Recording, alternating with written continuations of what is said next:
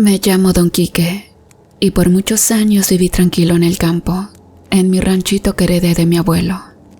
No tenía muchas riquezas, pero la tierra siempre me dio lo suficiente para mí y para mi familia. Mi hija, la más chiquita de las 5, es lo que más quiero en esta vida. Lupe le puse en honor a la Virgencita. Creció bonita, trabajadora y con un corazón de oro, siempre ayudando en la casa y en la milpa. Es que nunca me dio motivos para quejarme. Y bueno, tenía un compadre, mi mejor amigo el Panchito.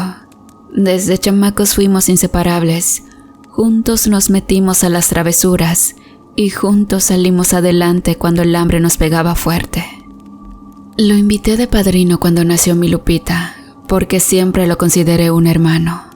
Confianza le tenía de sobra, pero este cabrón, nunca imaginé la traición que me tenía guardada. Todo comenzó un día en que Lupita andaba rara. La vi que ya no salía a pasear con las otras muchachas, que ya no sonreía como antes. Y no sé, yo pensé que algo malo le había salido mal con algún novio o algo por el estilo, pero no. La cosa era mucho peor. Así que bueno, esa tarde la encontré llorando en su cuarto y me acerqué preocupado. ¿Qué te pasa, mija?, le pregunté. Papá, me dijo con la voz quebrada. Es mi padrino, Panchito. Él me hizo algo horrible. Sinceramente, ahí fue cuando sentí que el mundo se me vino encima. Mi corazón, que ya estaba viejo y cansado, se me aceleró tanto que pensé que me iba a dar un infarto ahí mismo. Le pedí que me contara bien, aunque en el fondo ya sabía lo que venía. Con la voz temblorosa, me confesó que ese maldito desgraciado la había forzado, que le había quitado su inocencia sin que ella pudiera defenderse. Mi niña, mi Lupita, Dios mío, mi compadre, el cabrón al que le confié lo más sagrado que tenía en este mundo. Sentí que algo dentro de mí se rompió. Primero fue la tristeza. Una tristeza tan honda que me hacía difícil respirar. Pero luego vino la rabia. Una rabia que me quemaba por dentro, como si tuviera el mismo infierno en la panza. Quería matarlo, arrancarle la cabeza con mis propias manos. Ese malnacido me las iba a pagar. Al día siguiente, fui derecho con las autoridades para buscar justicia. Pensé que iban a ayudarme, que lo iban a encerrar para que nunca más volviera a hacer daño. Pero ¿cuál fue mi sorpresa cuando al contarles lo que había pasado, me miraron con desdén? El jefe de la policía, un tipo panzón, me dijo que no había pruebas suficientes, que mi hija seguramente andaba inventando cosas por vergüenza o vaya usted a saber por qué. Pinche sistema corrupto. Don Quique, usted sabe cómo son las mujeres de ahora, me dijo el muy desgraciado, sin ni siquiera mirarme a los ojos. Seguro que su hija no es ninguna santa. Me hervía la sangre. ¿Cómo se atrevía a dudar de mi Lupe, de mi hija que no mataba ni una mosca? Salí de ahí con el alma envenenada, más enojado que antes, porque no solo el maldito de Panchito le había hecho daño a mi hija, sino que también nos dejaban solos, sin justicia. Me fui al monte. Caminé largo rato, pensando en qué iba a hacer, en cómo iba a cobrarme esa traición con mis propias manos. Y es que a cada paso que daba, sentía que algo me seguía, algo que me apretaba el pecho. Esa noche, cuando regresé a mi casita, no podía dormir. El dolor y la rabia no me dejaban tranquilo. Me levanté a medianoche a hacerme un trago de tequila para calmar los nervios. Y cuando salí al patio, con la botella en la mano, vi algo que me heló la sangre. A lo lejos, Junto a la cerca del corral se movían unas sombras, como si fueran gente observándome desde la oscuridad.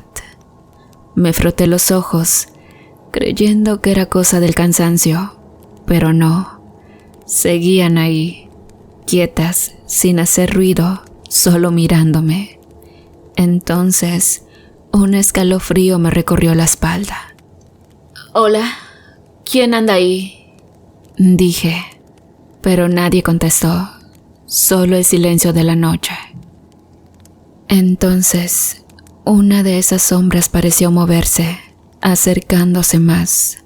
No pude distinguir bien qué era, pero sentí que algo malo estaba por pasar. Y bien, regresé a la casa y cerré las puertas con tranca, rezando a la Virgen para que esas cosas se fueran. Y saben, esa fue la primera señal.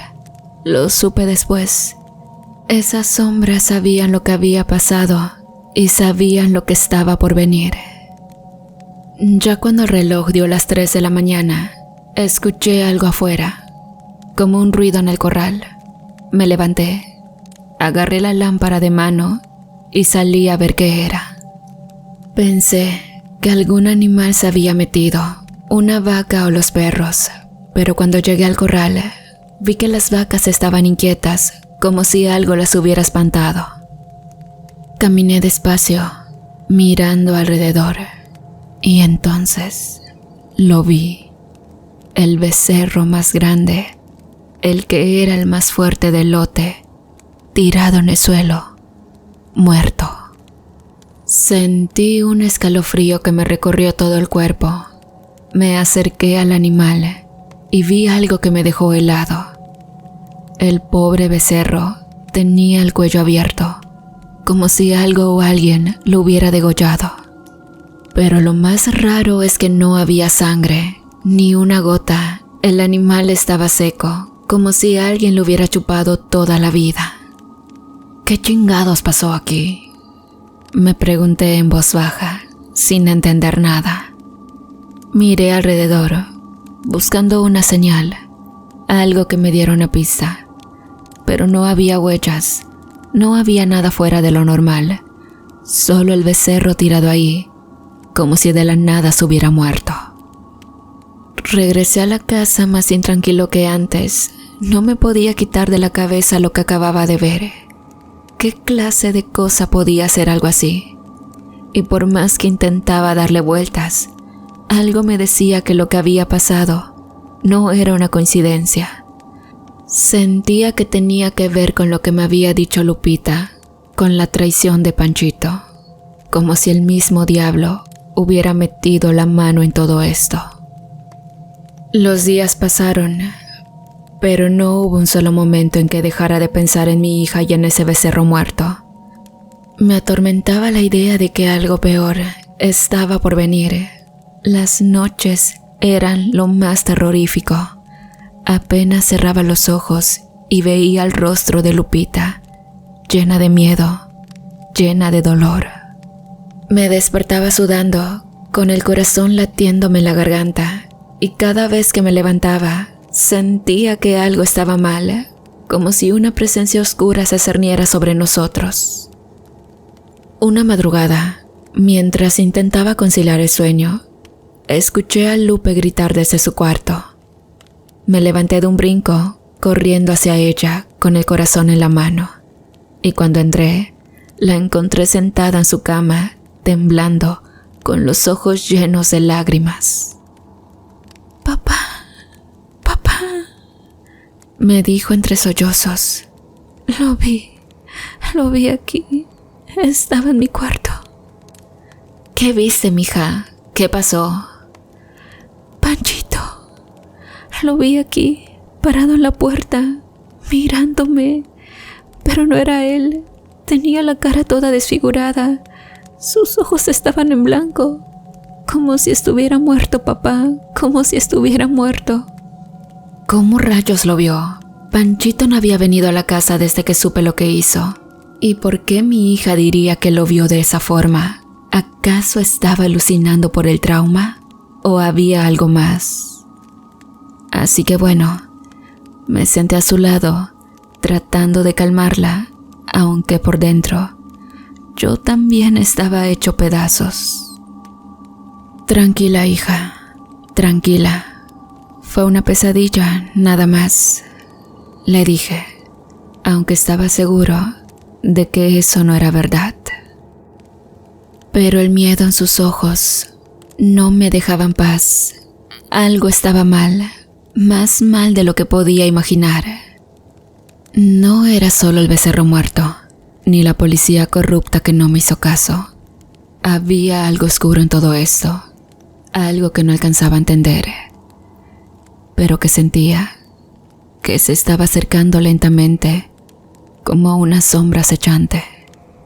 Y bien, esa misma noche, mientras Lupita por fin lograba dormirse, me quedé sentado fuera de su cuarto, con la lámpara encendida, cuidándola. Y fue ahí, en ese silencio tenso, cuando escuché el ruido de pasos fuera de la casa. Me levanté de golpe, agarré el machete que siempre tengo a la mano y salí con la lámpara. Todo estaba oscuro, pero el ruido seguía ahí. Pasos lentos y pesados que parecían rodear la casa. ¿Hola? ¿Quién anda ahí? Grité, aguantando el miedo que me quería apachurrar el pecho. Pero no hubo respuesta. Solo el silencio y la sensación de que, fuera quien fuera, se estaba acercando cada vez más. Rápidamente tomé mi machete y salí, con miedo, pero también con decisión. Pero extrañamente, no había nadie. Bueno, pues aquella noche me quedé fuera de la casa, con el machete en la mano, listo para lo que fuera. Pasaron los días, y aunque traté de seguir con mi vida, la cosa no se me salía de la cabeza. Lupe no dejaba de tener esos sueños raros, donde siempre veía a Pancho, pero ya no como lo conocíamos, sino como una especie de muerto andante, con los ojos blancos y la cara deshecha. Al principio, yo pensé que tal vez era cosa de su mente, que estaba traumada por lo que había pasado. Pero después de lo del becerro muerto, no estaba tan seguro.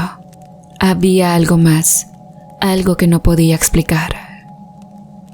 Un día, ya cansado de no saber qué hacer, fui a ver a la única persona en el pueblo que entendía de esas cosas raras. La bruja del monte, Doña Tomasa, le decían. Yo, la neta, nunca había creído mucho en eso de la brujería, pero ya no tenía más opciones. La policía no hizo nada, y yo sentía que algo muy malo nos estaba rodeando. Así que agarré mi sombrero, monté el caballo y me fui a buscarla. El camino hasta donde vivía la bruja era largo y pedregoso, pasando por lo más profundo del monte. Llegué casi al atardecer. La casa de Doña Tomasa estaba vieja, cayéndose a pedazos, pero ella ya me estaba esperando en la puerta, como si supiera que iba a ir. «Pásele, don Quique», me dijo con esa voz raspada que tiene la gente que ha vivido más de lo que debería. «Ya sepa que viene». Sinceramente eso me puso la piel de gallina. Como que ya sabía, yo no le había dicho ni una palabra. Entré a la casa, que olía a hierbas, incienso y otras cosas que no podía reconocer. Nos sentamos en una mesita de madera y sin decirle mucho, le expliqué lo que había pasado con Lupita, lo del becerro y lo que habíamos visto y oído por las noches. Mientras le contaba, ella no dejaba de mirarme fijamente, como si estuviera leyendo más allá de lo que yo decía. «Lo que te hicieron no tiene perdón», me dijo, con una seriedad que me heló hasta los huesos. «Y lo que está pasando es una señal de que la cosa no se va a quedar así nomás». «Y dígame, ¿qué puedo hacer?», le pregunté desesperado, porque yo no sabía ni por dónde empezar. Sentía que todo me estaba saliendo de control. Doña Tomasa suspiró y se levantó. Fue a una repisa y sacó una cajita de madera, de esas que parecen muy viejas, de otro tiempo. La puso sobre la mesa, la abrió y sacó un frasco pequeño, lleno de algo oscuro, como cenizas o tierra negra. «Esto es para que se le haga justicia a tu hija», me dijo, ofreciéndome el frasco. «Pero te advierto, una vez que uses esto, ya no hay vuelta atrás. Vas a desatar una fuerza que no se puede detener. Ese hombre pagará por lo que hizo, pero puede que tú también pagues algo por el camino». Estaba tan lleno de rabia y de impotencia que no me importó. Lo único que quería era ver a Pancho sufrir, que pagara por cada gota de sangre lo que le hizo a mi niña. Así que agarré el frasco y sin pensarlo 2 veces, dije: «¿Qué tengo que hacer?». Doña Tomasa me explicó el ritual, así que esa misma noche debía ir al campo, a un lugar donde Panchito y yo hubiéramos compartido algo importante, un lugar donde la traición doliera más. Tenía que llevar una prenda de él, algo que le perteneciera. Luego, usaría el contenido del frasco para dibujar un círculo alrededor de mí y repetir unas palabras que ella me enseñó, que parecían en un idioma que no conocía. El temor me invadió por completo cuando la bruja me dijo que para terminar el ritual tenía que ofrecer algo de sangre. No mucha, solo unas gotas, pero tenían que ser mías. Al principio, me quedé callado, dudando. Nunca había creído en estas cosas, pero después de todo lo que había pasado, ya no tenía más opciones. O era esto, o dejar que Panchito siguiera libre, como si no hubiera hecho nada. Así que bueno, volví al rancho esa misma tarde, pensando en todo lo que doña Tomasa me había dicho. Encontré una camisa vieja de Panchito, una que me había dejado hace años cuando nos conocimos. Sinceramente me dolió un chingo, porque en esos tiempos éramos como hermanos, pero ahora esta hermandad ya no existía, solo quedaba el odio, el deseo de venganza. Cuando llegó la noche, monté el caballo y me fui al lugar donde todo empezó, la parcela donde Panchito y yo habíamos trabajado juntos por años. Y allí, bajo la luz de la luna, empecé el ritual. Dibujé el círculo con esa ceniza negra, puse la camisa de Panchito en el centro y empecé a repetir las palabras que me dio la bruja. Al principio, no pasó nada. Todo estaba tranquilo, demasiado tranquilo. Pero entonces, justo cuando corté mi mano y dejé caer las gotas de sangre al suelo, sentí un escalofrío recorrerme el cuerpo. Era como si algo, una fuerza invisible, hubiera respondido al llamado. Y en ese momento, lo supe. No había vuelta atrás. Cuando terminé ese ritual raro, me quedé ahí parado, esperando a ver qué pasaba. El aire estaba raro. Era como si algo invisible estuviera rondando, pero nada se veía a simple vista. Pensé que tal vez todo era un engaño, una jalada de doña Tomasa, pero de repente, de un segundo a otro, el viento cambió. Así, de la nada, sentí un frío tan fuerte que me caló hasta los huesos, y en el fondo se escuchó un ruido. Era como si algo se arrastrara por la tierra. Me quedé quieto con el machete en la mano, escuchando bien. El ruido venía detrás, de entre los árboles. Y es que parecía que algo estaba rastrillando la tierra, acercándose lento, como acechando. Te juro que en ese momento, el corazón me quería salir por la boca, pero no podía moverme. Pero luego lo vi. No te voy a mentir, me costó trabajo entender qué era lo que estaba viendo, porque a la distancia parecía una persona, pero al acercarse más, vi algo que andaba mal. Era Panchito, pero no el Panchito que yo conocía. El cabrón venía caminando hacia mí, pero estaba jodido, torcido, con la piel tan blanca que parecía que no le corría sangre por las venas. Sus ojos estaban completamente en blanco, como si ya no pudiera ver nada, pero venía directo a mí, como si oliera mi presencia. Lo peor fue cuando se acercó lo suficiente para verlo bien. No era que estuviera caminando por voluntad propia, no, señor. Era como si algo lo estuviera arrastrando, jalándolo desde atrás. Podía ver cómo su cuerpo se movía raro, como si los huesos ya no le funcionaran bien. Pero ahí iba, directo hacia mí, y cada paso que daba me erizaba la piel.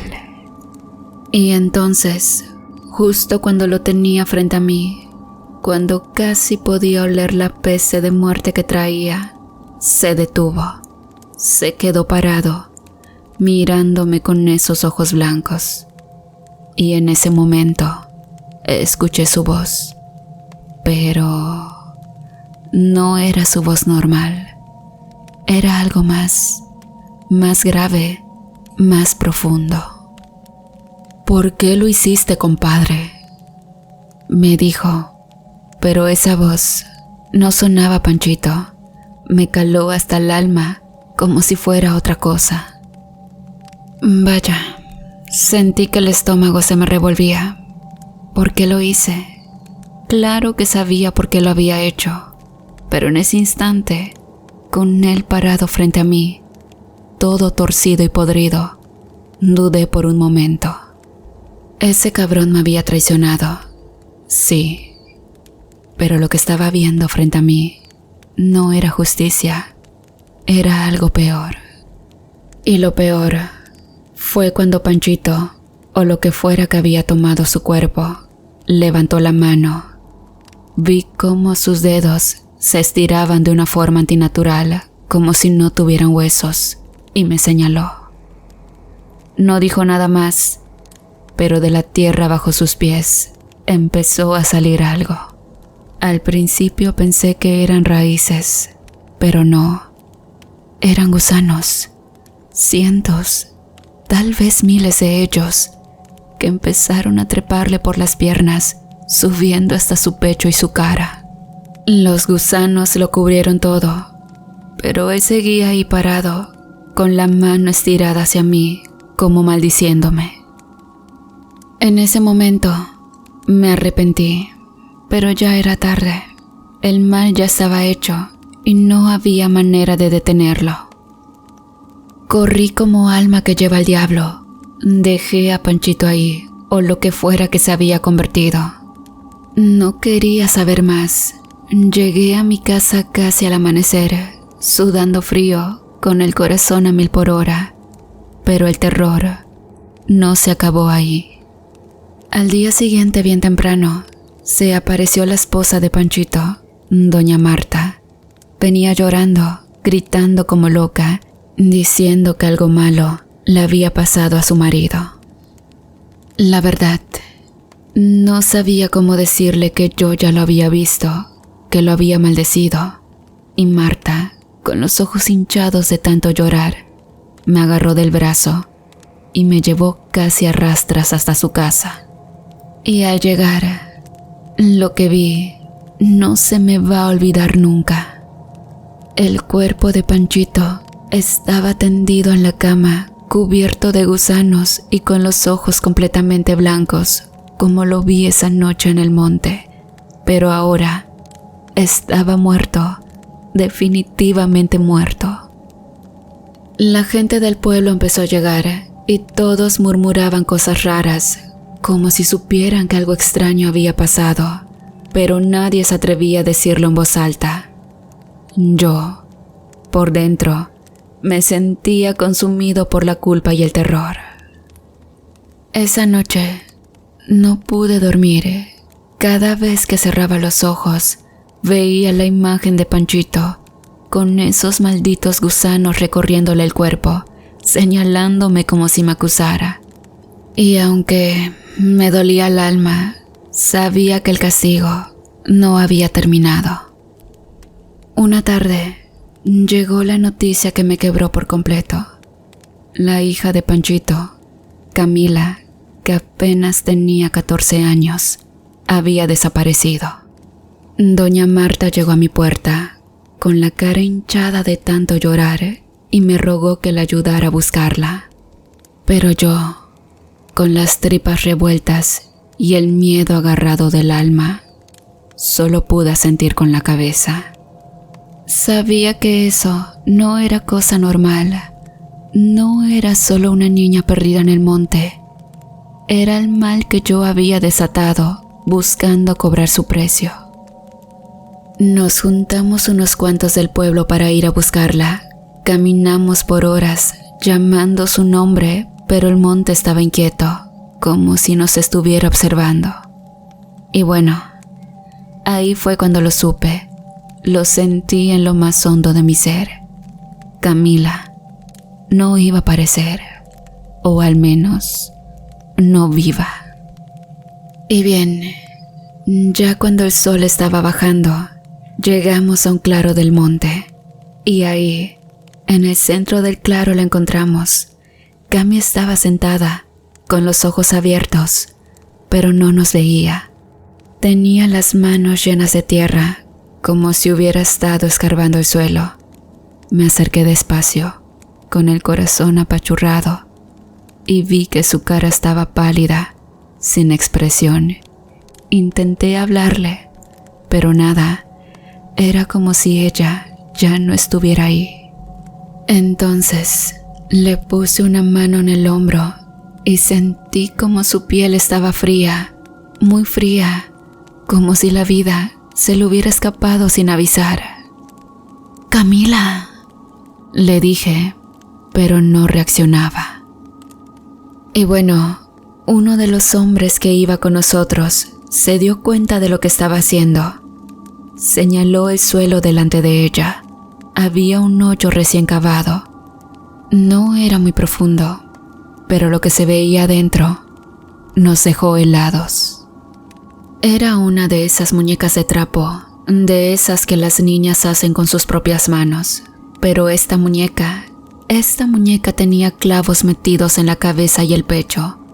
Alrededor del hoyo había símbolos dibujados en la tierra, como si alguien hubiera hecho un ritual. Sentí un escalofrío enorme. Sabía que esa muñeca no era cualquier cosa, había sido parte del conjuro, algo que yo mismo había desatado.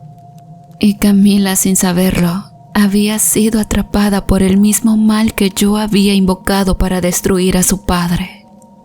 Todo se me vino abajo en ese momento.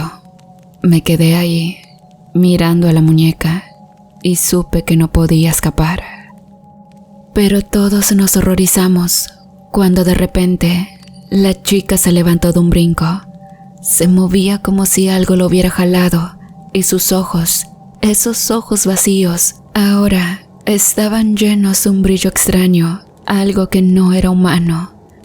Empezó a reír, una risa chillona, aguda que me perforó los oídos. No era la risa de una niña, no. Era como si algo más estuviera dentro de ella. Y entonces lo dijo, con una voz que no era suya. ¿Querías justicia, compadre? Pues ya la tienes. Ahora, prepárate, porque lo que sigue es para ti. La risa se apagó y la muchacha se desmayó de golpe, cayendo al suelo como si fuera un costal. La recogimos, asustados, y la llevamos de vuelta al pueblo, pero yo ya sabía que lo que venía era peor. Así que bueno, esa misma noche regresé con doña Tomasa, desesperado, queriendo saber si había forma de detener lo que había desatado. Pero cuando llegué a su choza, ella no estaba. La puerta estaba abierta y el lugar parecía abandonado. La olla de barro en la que siempre cocinaba estaba rota en el suelo y las hierbas colgadas en el techo se habían secado y caído. Era como si nunca hubiera vivido ahí. Así que me quedé parado en la entrada, sintiendo un vacío en el pecho. Ya no había vuelta atrás. Todo lo que había hecho me perseguiría hasta el último día de mi vida. Y el castigo, ese castigo que tanto quise para Panchito, ahora sería mío también.